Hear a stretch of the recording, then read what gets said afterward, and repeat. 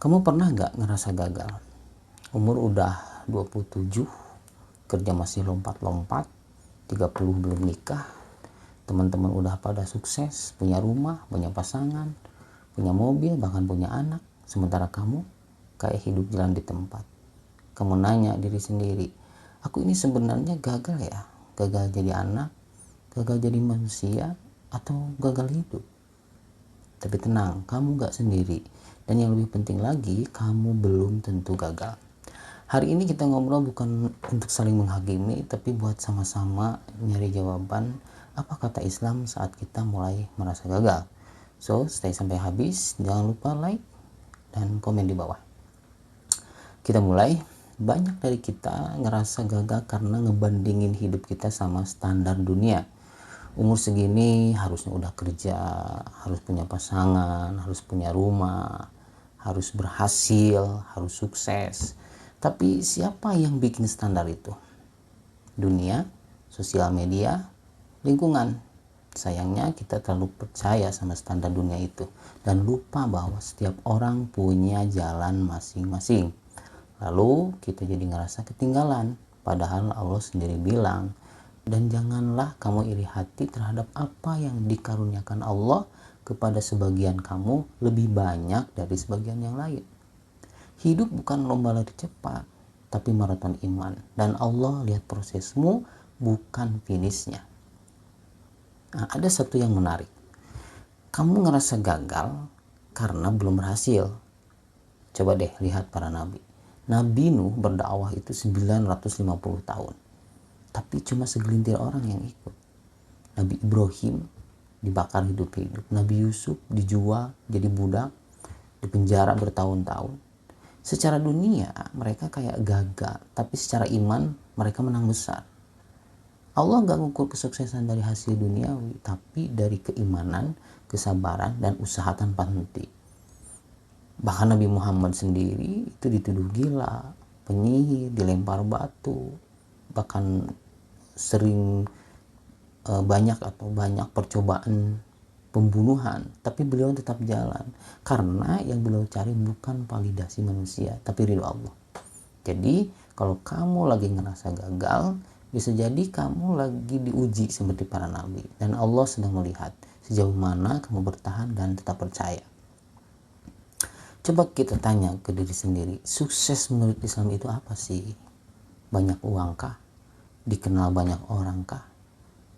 Punya pasangan ideal kah? Enggak salah sih, tapi itu bukan parameter utama. Allah bilang, sungguh beruntung orang yang menyucikan jiwanya. Yang artinya, sukses sejati adalah orang yang bisa menjaga imannya di tengah dunia yang kacau.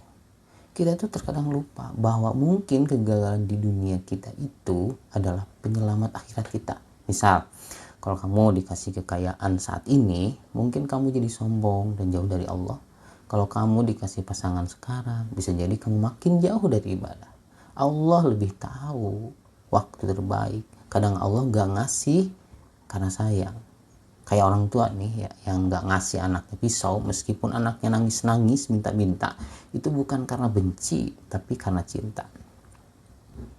Selanjutnya, kamu ngerasa gagal karena ngelihat orang lain kelihatannya lebih berhasil. Coba deh kamu scroll IG, TikTok, semua orang kelihatan bahagia, sehat, liburan kemana-mana, resepsi mewah, healing. Tapi kamu gak tahu malam sebelumnya mereka nangis karena gak punya arah. Sosmed itu highlight, bukan realita. Jangan bandingin hidup kamu yang utuh dengan potongan hidup orang lain yang udah dipoles. Rasulullah SAW pernah bersabda, lihatlah kepada orang yang lebih rendah darimu dalam urusan dunia, dan jangan melihat kepada orang yang lebih tinggi, agar kamu tidak meremehkan nikmat Allah. Yuk kita belajar bersyukur, karena rasa gagal sering muncul dari lupa bersyukur. Selanjutnya, camkan baik-baik, Allah gak pernah menciptakan sesuatu tanpa alasan, termasuk kegagalanmu hari ini.